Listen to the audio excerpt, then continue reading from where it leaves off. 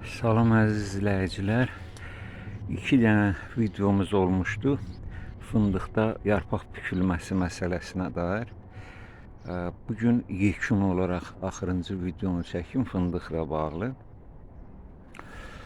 Deməli, orada mən aptek dərmanlarından yox, özüm hazırladığım sabunlu su,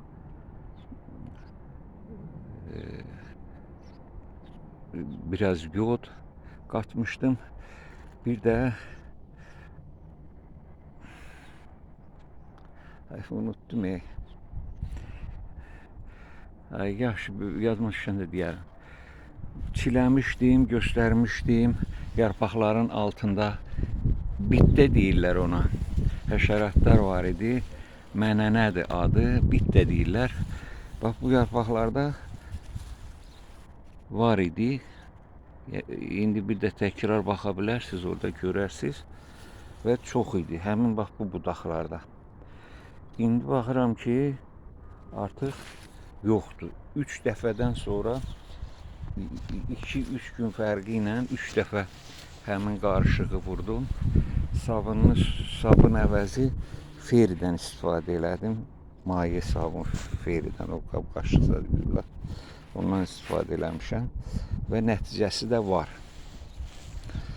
Amma yarpaq bükülməsi tək bu mənənə ilə bağlı deyil. Bir sıra xəstəliklər də var ki, o da səbəb olur yarpaq bükülməsinə. İndi mən şaftalıda göstərəcəm birini. Göbələk xəstəliyidir. Deməli, bu şaftalı xəstəlik ya tutmuyor, ya təzə tutmağa başlayır. Gözüm yaxşı seçmir. Amma xəstə şaftalı 2 dənə balaca ştilim var burada. Və görürsünüz, yarpaqlar bükülübdür. Bu artıq göbələk xəstəliyidir. Yəni burada baxıram, yarpağın bükülmüş yerində həşərat yoxdur. Təkərli bilmirəm sizə necə göstərim. Amma məlumatdır da, bu özünüz baxarsınız. Bükülmüş yarpağı açıb baxarsınız, görərsiniz. Həşərat var orada, yoxsa yoxdur. Əgər həşərat yoxdursa, bu artıq göbələk xəstəliyidir. Bunu mən dediyim dərmanla bilmirəm, faydası olar, olmaz.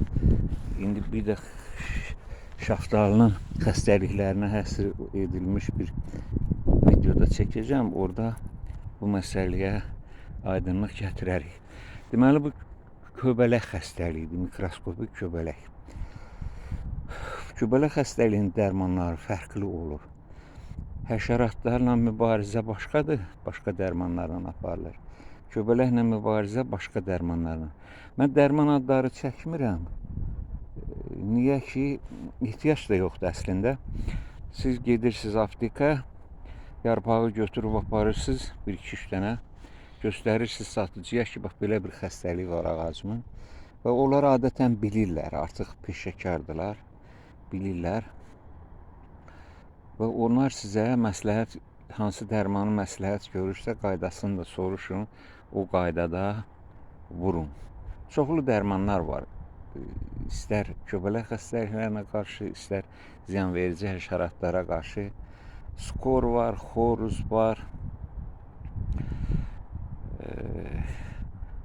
Nə bilim, mən yaddaşım zəifdir, xatırlaya bilmirəm. Hətta vurduğum dərmanlar da olub.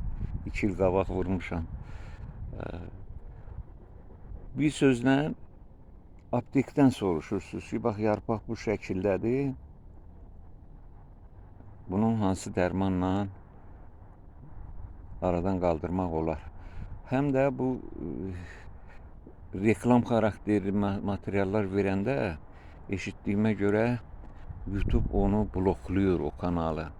Ona görə ehtiyat edirəm dərman adlarını sadalamağa. Digər tərəfdən də o aptek dərmanları kimyavi dərmanlar da olur. zəhərli dərmanlar da olur. Mənim ilk gündən məqsədim xalq təbabəti deyirlər də, dədə-baba qaydası bu ziyanvericidən, bu xəstəlikdən necə qurtulmağın yollarını arayıb axtarıram ki, ekoloji cəhətdən təmiz olsun meyvəmiz. Ona görə bütün mənim videolarımda görürsünüz dərmanları, hazır dərmanlar vurmuram. Özüm dədə-babadan, nənələrimizin, babalarımızın istifadə elədiyi metodlarla. Amma o da internetdə çoxdur o cür tövsiyələr. Mən yoxluyuram, sınaqdan keçirirəm, sonra yayıram. Çünki orada nə bilim baxış xətrinə ağlına gələni yazanlar da var. Hətta şikayət də eləyən var, görürəm də o kommentlərdə ki, vurdum, ziyan elədi, əksinə, nə bilim nə. Ona görə özüm yoxluyuram, üstəgəl bir neçə videoda o prosesi paylaşıram ki, bax vurdum belə oldu, sonra bir də vurdum, bir də vurdum. Necə ki, bax bu fındıq məsələsində onu sizə göstərdim. Birinci, ikinci, üçüncü hissələrdə izləyə bilərsiniz. Hələlik sağ olun, çox vaxtınızı almayın. Görün bax bu şaftalını sağalda bilirəmmi, nə ilə sağaldıram. Onun dərmanını artıq deyəcəm ki, bu nə ilə sağaldı. Yəqin ki, sağalda bilərəm və sizə də çəkib göstərirəm indi bunu. Əvvəl şaftalı haqqında ya bir dəfəyə, ya iki dəfəyə göstərirəm Allahın köməyi ilə. Sağ olun, salamat qalın, bağınıza bərəkət.